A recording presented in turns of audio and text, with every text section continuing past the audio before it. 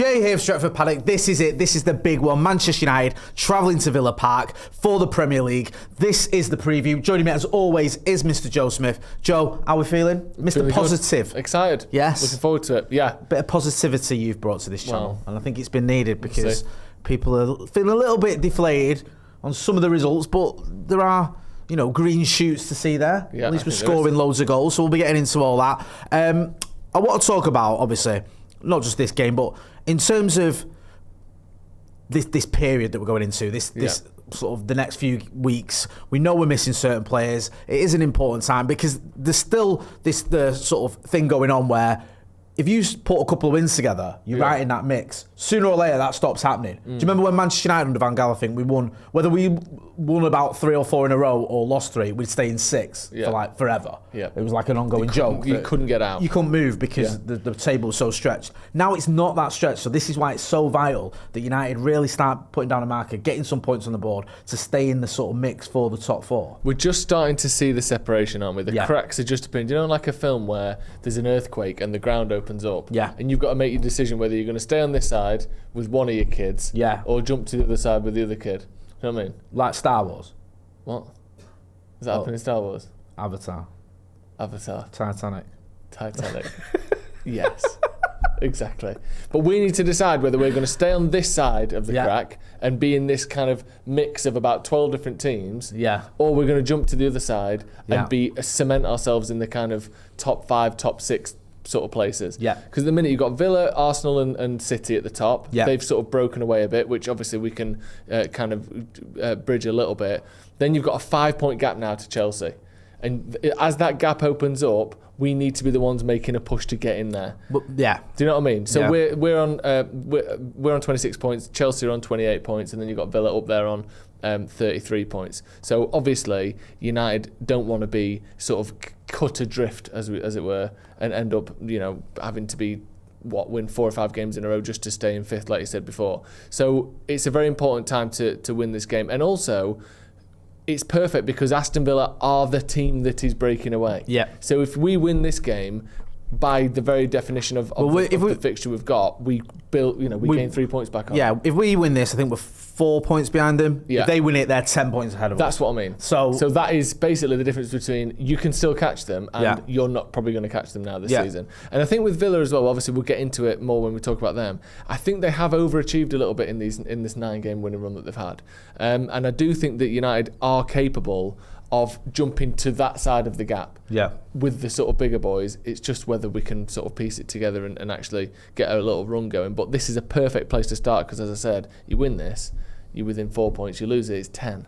It's a difficult ground to go to, but it's not a ground that we haven't had success there in the past. Even when we've struggled. I think, was it Erik ten Hag's final full season, where despite all our problems, we beat Villa home and away, which was kind of a quirk of that campaign. One was Boxing Day, wasn't it? Yeah, so it's doable. I know it's obviously we're coming up against a team that are doing very well at the minute. It is going to be hard though, especially with some of the absences. The manager spoke in his press conference. He says Matthijs de Ligt's still unavailable, Harry Maguire's still unavailable. We know that Casemiro is suspended. We know that Nusayr Mazraoui, Amad Diallo, and Bryan Mbeumo are away for the AFCON. So you're missing several players. There's like 5 players there that probably start for United if everyone's fit. 2 of our top 3 creative players are leaving. In terms of expected assists and chances created, and Mbeumo and Amad are 2 and 3 on the list. Bruno's miles ahead at the top. I think he's made something like 50 chances, and then they're in the 20s in 2nd and 3rd place. So you're losing a real creative, a big part of your creative engine with those 2 going. And that needs to be replaced somehow. Obviously, we'll get into predicted 11s in a minute, but I think we're going to have to see a change in formation. I think I don't think the manager abandoning his principles. I think it is, as he's always said he would do, doing the right thing for the squad that he has. For me, if we're still going to try and play a 5 at the back, we just don't have enough. There will not be enough creativity on the pitch. You cannot replace what Amad does at wing back with Dalot. It's just not the same. So to do that, we have to take a defender out and put an extra midfielder in who can bring that creativity.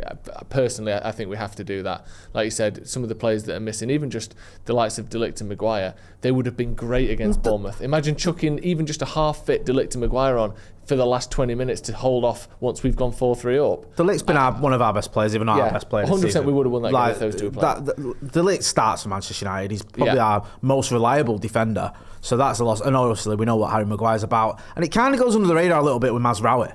That annoyed me that he wasn't available for the Bournemouth game. Yeah. Because he's someone that plays. He's played, was it 50 games he played in his first season for Manchester United? He gets picked all the time. And for a good reason. He's Mr. Reliable. So I'm really frustrated with that one. Like you say, that right-hand side has just been absolutely hammered. Yeah. We're going to lose basically everyone. So the manager's going to have to make some changes, cut his cloth accordingly. You think he's going to go with a flat back four. So we'll start with your predicted 11. Yeah. Because I agree that's what he should do, but I'm not sure he will. So go and talk us through your predicted 11. So I've gone Lomans in goal. I think it's going to be Dalot, Yoro, Heaven and Shaw. I think in an ideal world, obviously De Ligt and probably Martinez would be in there. Yeah. But De Ligt is still not fit. The manager's confirmed that. I think Martinez is still on a sort of minutes kind of project. I don't mind that. We're deciding. I mean, I get it. Yeah. Like, I love Lisandro Martinez. Everyone who watches this channel knows my thoughts on him.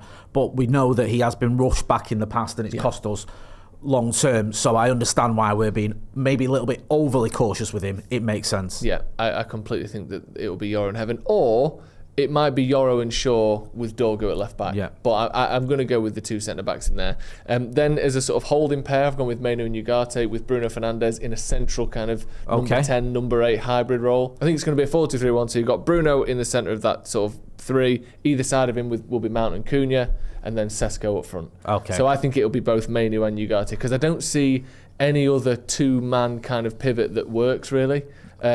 We saw Mainu and Ugarte try together in pre-season with some success, but they haven't started a game together all season. I don't think Bruno and Mainu works from the start, and I think it'd be quite bold to start Bruno and Ugarte and drop Mainu, but we'll have to wait and see. But yeah, I think it will be a 4-2-3-1, I think, and it should be a 4-2-3-1 for sure for me because we have to get that extra creativity in there somewhere, personally. I think that all makes sense. Okay. And if I saw that starting 11, I'd be happy with it. I know Kobbie Mainoo's become a bit of a sideshow at the minute. It seems like we're focusing on him a lot. But I think when Casemiro's out, he should come into this team. And I also like the idea of having 4 at the back, having almost that extra body in and around the middle. I know you've got 4-2-3-1, but it's slightly different than what we normally play. Yeah. So I think that does work. Whether that's going to happen, though, I'm not so sure. Before we get into my predicted 11, though, get your phone out. Yes. Let's show everyone what to do. Send in your pre-match score predictions to paddockmatchday@gmail.com. We play them all at the start of the watch-along, so you can play us in for the live build-up. Yeah, send them in to paddockmatchday@gmail.com. The link to that email address is in the description. 30 seconds, just like this, to your camera, and we'll get you on the watch-along. Good stuff. I think he's going to surprise everyone by not surprising everyone. Right. I think he's just going to go, what I see for the back. It makes sense to have, a 4-2-3-1 or a 4-3-3, but shut up. I'm not doing that. I'm going to stick to what I've always done. So I'm going to have like a 3-4-2-1. Yeah. I'm just going to stick with that. And also, you're all moaning about Kobbie Mainoo, how he should start and how he did well against Bournemouth, and I'm not bothered about his brother's t-shirt. Well, guess what? I'm not picking him either.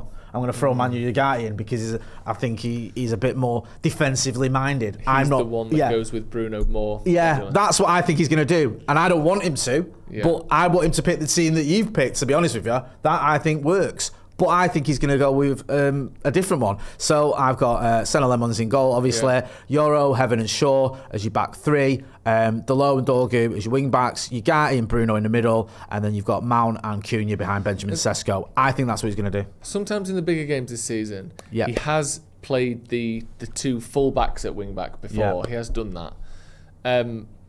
But that he typically does that when you've got De Ligt and or Maguire in there. He does, and I just think we'd be asking for, because what tends to happen when you've got 5 across the back, and you drop right in there, you lack a little bit of width from the attacking areas. Yeah. So you'll often give space for crosses to come in, because even though you've got 5 defenders in a line, the space is behind the winger who's on the ball, if you know what I mean. So they can often have more time to put the ball in because they're not getting pressed from both sides. And that's okay if you've got De Ligt and Maguire heading balls out, but I think you need a back-tracking winger and a full-back to stop crosses if you've got Yoro and Heaven as your two. So I think that would be very, very bold to go with two wing-backs and a not such a good aerial kind of threat and no attacking threat. Because Yoro, I mean, I get your point about Depleted Squad. Obviously, they're the two best aerial defenders we've got. Yeah. Yoro's quite good in the air, and so, Aiden Evans is a big lad. But I understand your point. I just feel with Amorim as well, there's a little bit of stubbornness there. And I don't know, I just feel that he's been pretty chill in his last press conference, but I think he's massively annoyed by everything. Yeah. I really do. I think he's annoyed with the whole Manu situation, and I think he handled it well. I really do. I think he said exactly the right things. He sort of downplayed it. He said, look, it wasn't him that wore it. It was his brother.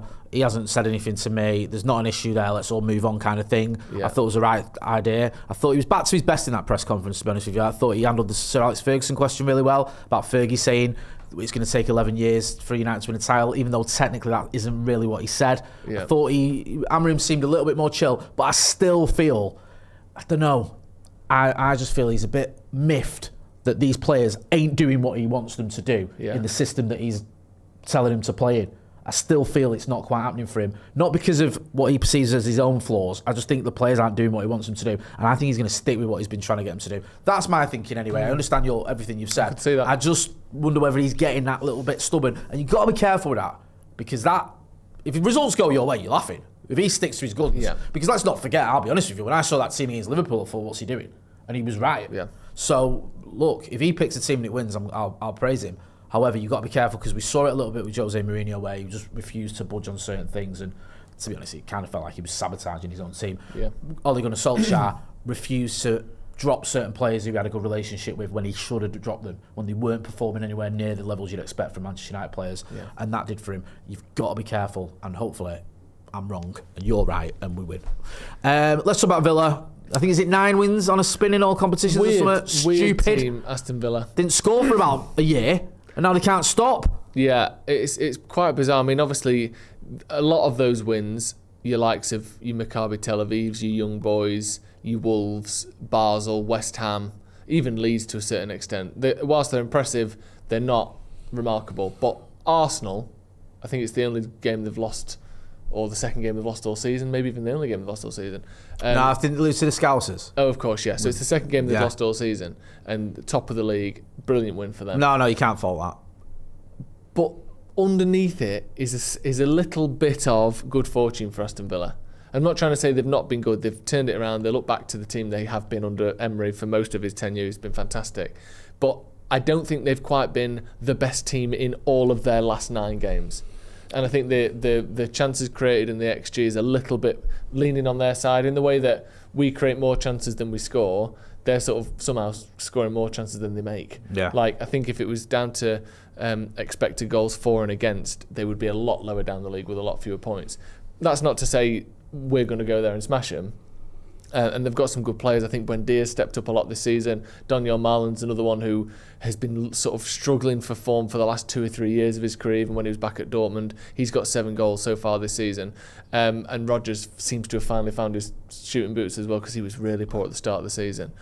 They've got good players, but I do think it's been a little bit on the fortunate side, this run that they've been on, and I think that places United nicely to try and actually give them a good go here. Do you know, I get your point about fortunate, and I actually think it's not without validity what you're saying. And I think there is fine margins in football. There is. And a lot of United's games could have actually gone the other way. The games we've drawn, or even the game we've lost, and you could have gone, actually, if we'd have, especially in that, you look at some of the chances we had in certain games, look at the Bournemouth game, most recent one in particular, that could have gone either way. I understand that. The one big difference, I think, between United and Villa, from what I've seen of Villa, is I think Villa have got that belief. I think they're in that vein where you think you're going to win. Yeah, 100%. You think that we're going to be all right here. And you keep going and you keep pressing and you keep pushing. And they've got a lot of goal scorers as well. Yeah. You mentioned a lot of players. I don't even think Villa have got loads of world-class players. I don't. I think they've got a lot of good players. Yeah. I think Yuri Tielemans has been very good since he went to Aston Villa. I agree with what you're saying about Morgan Rodgers. He seems to step up. John McGinn's always reliable. It was the other kid you mentioned as well. Is it the top scorer, Marlin's good? Yeah, Daniel Marlin. Yeah, like, they've just got good players who can step up, and they've got a great sort of team spirit going on. Emery's obviously getting a tune out of him, and I think they've got that belief, and I think that's what United are missing.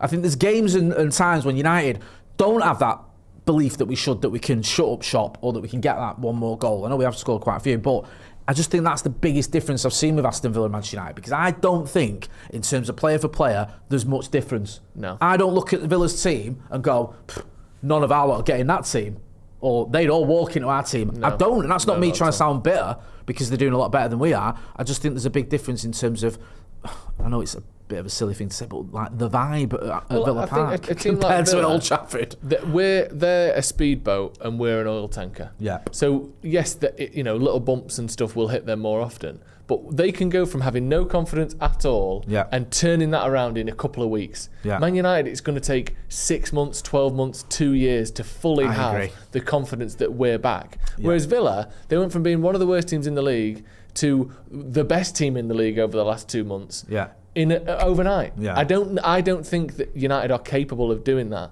just because of the pressure, the stress, and the kind of environment that there is at Man United. But Emery's done a fantastic, one of the best jobs in football at Villa over the last 2 or 3 years. So I'm not trying to downplay anything that they've done. I think he's done an amazing job. Built a really good squad, as you said, full of sort of 7.5, 8 out of 10 players across the board. There's no weak links. There's no terrible players. But equally, they don't have the £100 million star that everyone wants to buy either. Maybe Rodgers would be probably the priciest player that they've got because of his age and his profile, but he's not a superstar. They've just got a fantastic team that works really well together. So I do think we can hurt them though. That is the sort of the takeaway. I do think we can hurt them. I agree. Yeah. I mean, Victor Lindelof's gone there and done quite well, and that surprised me, to be honest with you. I don't think he plays every week by any stretch of imagination. I think he played in recent games, but there's vulnerability there. I agree. With all that being said, then, my brother, give us your score prediction. It's going to be interesting to see the formation, the lineup, the whole kind of feeling around the game. I think Mason Mount is absolutely crucial in this game. Couldn't agree more. I think without Ahmad and Mbeumo's sort of intensity and sort of details on the ball, you need Mason Mount's work rate. You need him dragging the team into a certain style of play. Because without him, we've seen sometimes we just start the game and they look like they've just got out of bed. No, he's bringing his A game this season, isn't he? Yeah, he's been fantastic on and off the ball, especially off the ball, to be honest. I think we're going to win. I think it's going to be really close and a tough game because, like I said, they are one of the best teams in the league. But I do think there are a few weaknesses there that United can sort of get at. So I'm going to say 2-1 Manchester United, but I'm not entirely confident. But I do think we've got enough to beat them. I'm kind of with you. Yeah. And also I think that Villa, perversely, because they've won like 9 in a row, whatever it is, I don't think that's going to go on forever. Yeah, this isn't prime Real Madrid or Manchester City when they go on this It's not run. going to be 25. No, like City used to do that, and they still might do this season, to be fair. Where they've got these winning runs from like December to March. Yeah. And it's like they win every game for like and they're a in third the Champions of the League final, the top of the league. And you're like, they've won the Carabao. They've done it to us twice, haven't they, when we've been second. We think we're neck and neck with them, and then all of a sudden they just stop dropping points. I don't think that's going to happen with Villa, and that makes me think: is this going to be the game where that ends? Yeah. And I think it could be. It's the amount of players we're missing. Yeah, it's so hard for me to look past that. I'm going to go with a draw. Okay. I'm going to go with a 1-1. And I think that's not the worst result in the world. I know we don't know the context because we might concede a last-minute equaliser or we might get a last-minute equaliser ourselves. So you don't know the context. But right now, I think you go a draw at Villa Park to a team that's just won 9 in a row and is in a title race ain't a bad result. I wouldn't. I don't know if I'd take a draw now, but I certainly wouldn't be unhappy with a draw. It'd be okay, I think. Yeah, it would. It's different to drawing at home to West Ham or Bournemouth, let's be real. Yeah. Get involved in the channel comments. Don't forget to send us your score predictions to paddockmatchday@gmail.com. It's me, and Tom Cooney, is it? Absolutely. On the watch-along on Sunday. Plus, we'll get all the post-match reaction from Andy and from Howson and everyone. So if you're not doing so already, make sure you are subscribing to the channel. Go and check him out on the Sloppy Joes podcast. That's been Joe Smith. I've been Jay Moy. This has been a preview Manchester United travelling to Villa Park. Thanks for watching.